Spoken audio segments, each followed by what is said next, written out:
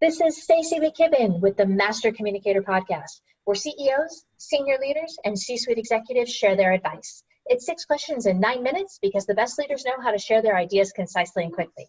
Let's jump right in. Question number 1. In a few sentences, tell me who you are and what you do. Okay, so my name is Saumil Mehta. I'm from India, and it's been total 16 years of corporate work experience post my MBA. And right now, I'm handling the business of the iconic the Kraft Heinz company for India and a few of the South Asian, Southeast Asian countries right now. I'm based out of Mumbai City. That's amazing. And how long have you been doing that? With Kraft Heinz company, I've been like just about a year. I think to be precise, a year and like 4 months for now. But prior to that, I have been blessed to work with other iconic organizations like PepsiCo, Samsung, within the global names, and within Indian names, organizations like Pidilite and Thomson Reeves. So that's been my professional journey thus far. Wow, that's amazing. Well, appreciate you being on here today. Thank you. From your perspective, what would you say is the best thing about leading people?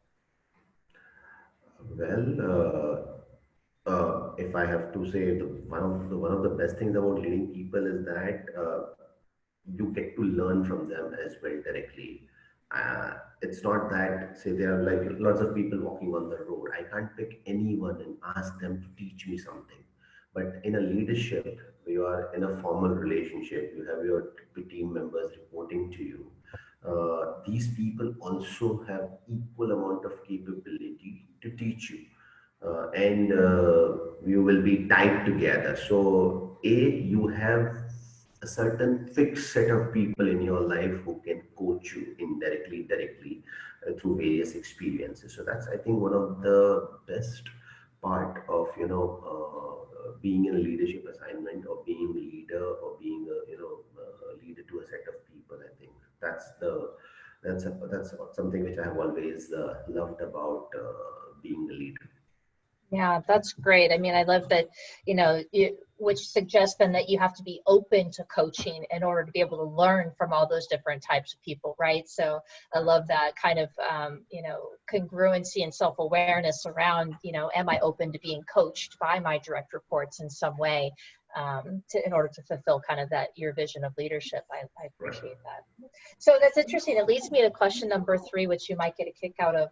I often hear from other leaders, business would be great if it weren't for that pesky people part. I'm curious, what are your thoughts about that? Especially having worked for some of the biggest iconic companies like PepsiCo and, Samsung, but, I'm sorry, I missed your audio in between. You said business would be great. Yeah, if it weren't for that pesky people part, right? Okay, I mean, I have never got those things in my life. I mean, see, it will be, I would always say that a leader has to be grounded also and realistic as well. If the leader himself is aware that probably there will be challenges in businesses, then he should also be putting it upfront to the team as well. Because when you address, or at least when you spell out the challenges in black and white, as I said, some of the finest ideas and learnings can come from your team itself to ensure that you avoid falling in those traps or those challenges on the business. So I don't believe in like sugarcoating things around with people, or giving people false hopes. It's futile, and wow. I mean, at the end of the day, an appraisal cycle is 365 days, and in any given situation, if I'm bluffing enough, or if I'm trying to just bulldoze my way of doing things or my ideas, then in worst situation, after 365 days, people will figure that out, isn't it? So it's better I don't, I be open, honest, and transparent. As I said, I have never got, I've seen that situation a lot in my life, but I've personally never understood them at all.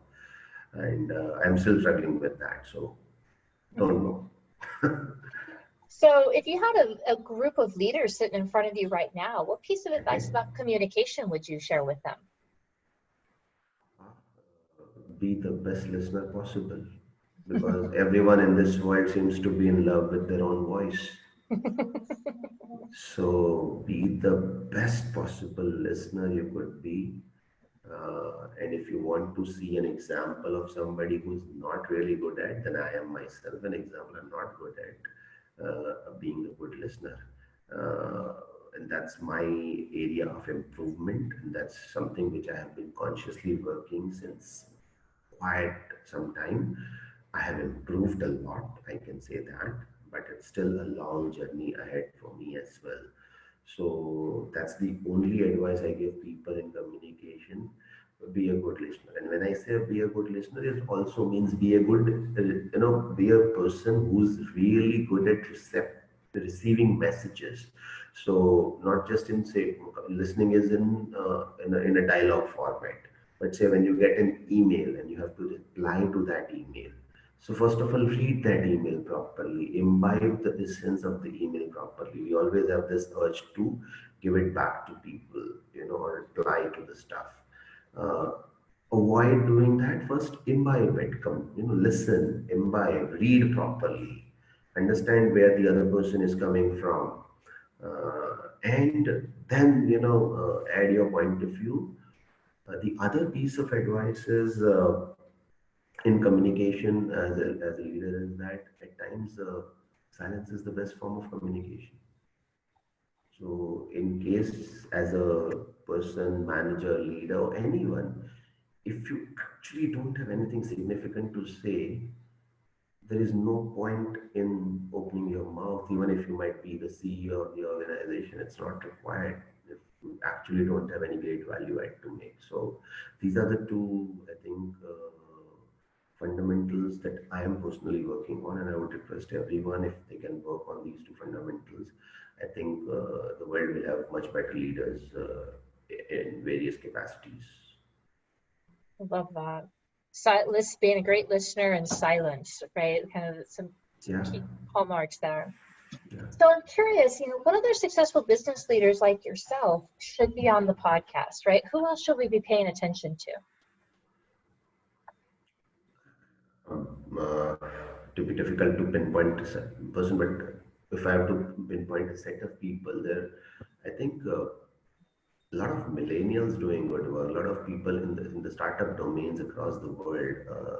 And I'm not talking about the unicorn startups. Okay, there are people who are doing damn good work on or starting up or having startups in the domain of say environment, in technology, which actually, and when I say technology, I'm not talking about the Silicon Valley technology that we typically see, which is there in US, which is there in India as well. I'm talking about of people working in technological domain, which actually aims at bridging the inequality or the divide that is there in our society inherently. And those divides can be across any lines. It can be basis caste, creed, language, color.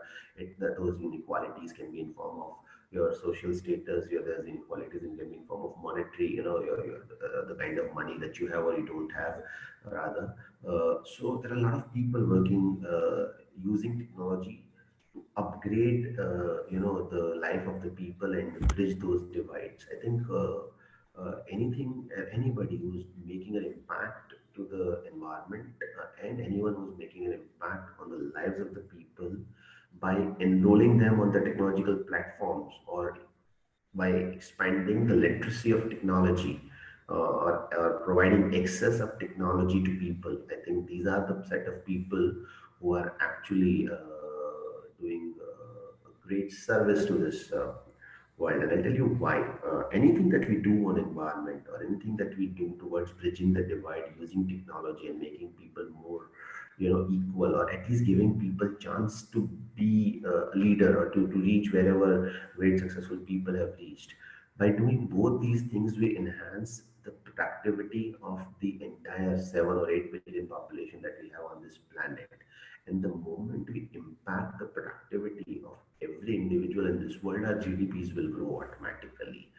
Because GDP is a function of two things actually, according to me, broadly two things. One is consumption, actual consumption, and second is improvement in productivity. So just imagine we improve the productivity of 7, 8 billion people on this planet, and we take care of the environment. economical aspirations of every individual will be taken care of, and once the economical aspirations are taken care of, there will be lesser wars and lesser disputes around in this world. That's amazing. Again, as you start to think about just opportunities in your life around you, to be able to think about where can I learn from, and kind of thinking about it through all those different, elements and lenses, and certainly thinking about, looking for people who are expanding access to technology and helping people to be able to do their jobs better, faster, more fulfilling, so that they can get back to the business of living their life. Right. I think is so powerful. That's amazing. That's a great way to think about it. The second part on technology, Stacy, more comes from the fact that I come from India, where there is a huge amount of divide in terms of getting a basic access of basic stuff to people is also not great for a good 20-30% population, which still lives below poverty line in our country. So it actually stems more from the fact that as a country in India, I mean, I don't know whether that is too relevant for a country like US, but for sure it's extremely relevant for, I would say, at least two-thirds of this world, if not the entire world. All right, bring us home with question number 6. Tell us about your favorite boss or teacher. Who's really influenced you? A lot of people, I would do injustice. If I have to start from teacher, there was I was in my secondary school. There was this teacher who used to teach us English language, because English is not a native language for us. It's not our mother tongue. So we learn English more of as a skill set. And I was very poor at that skill set. And there's this teacher, her name is Gira Dave. I'm really proud of having been taught by her on the language of English. She imbibed some of those initial techniques to grasp the language of English, and and if at all, and being a global language that it is today, and being the importance that it commands today in the world in terms of communication, I think I am better off because of what she did to me. I think maybe nearly 2.5 decades back. So that's one teacher that has made a huge impact on my life personally, and not just on the language of English, but she actually made me a student of languages in the real sense, because it was not only limited to one language. Any other language, like Hindi, is our national language in India. So my attitude towards learning languages changed big time, and I started making languages a part of me rather than a way of learning a subject and getting good marks in school. So I think that she changed that attitude in me towards languages per se.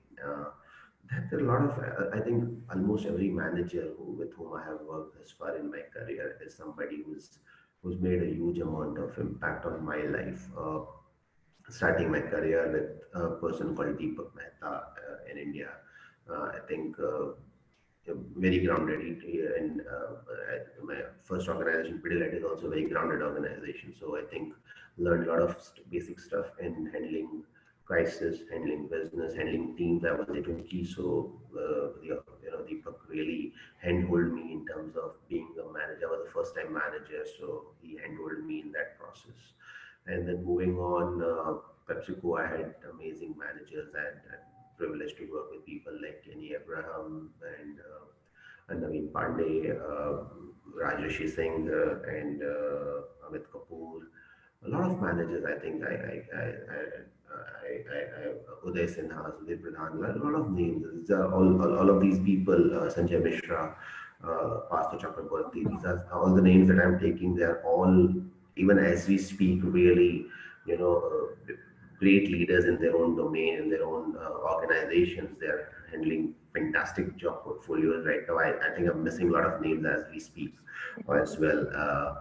But all of them, yeah, Piyush Srivastav is with, yeah. So all of them have really taught me lots of different things. So I am a mixture of all the.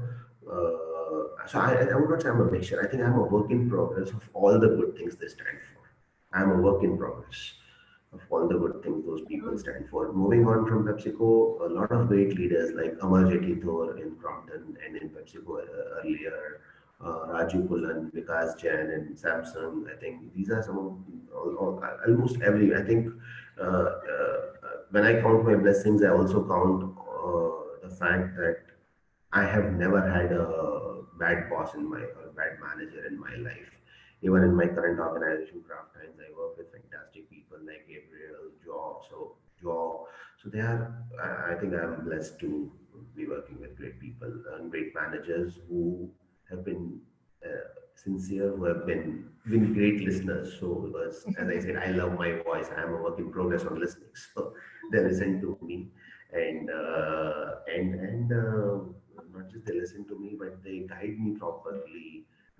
They always revel in my success, and all of these leaders have always been gracious in condoning or pardoning my mistakes and helping me learn from my mistakes. I think their greatness lies in the fact that they have never been harsh on me, or they have never penalized me physically when I have made a mistake.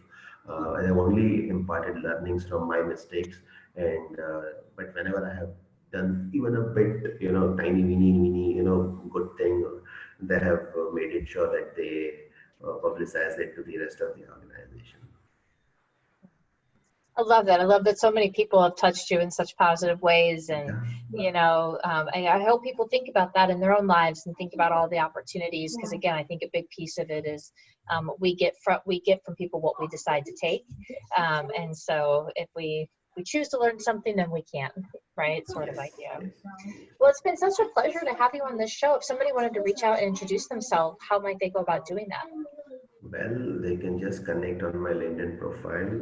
It is not updated with regards to my professional status so far because it's a bit of an inertia on my side. But my LinkedIn profile have all the right contact coordinates with regards to my phone number, my email ID. So they can reach out to me through that, and always happy to connect with people, with diverse group of people, as I said, because it helps me understand their world, their perspective, which might be my blind spot.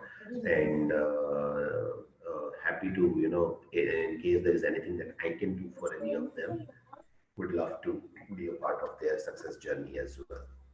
That's awesome. Well, thank you again so much. And this is Stacey McKibben with the Master Communicator Podcast. For more ideas and insights, please do go check us out at www.concilioteam.com. And we look forward to seeing you again next time. Take care. Thank you.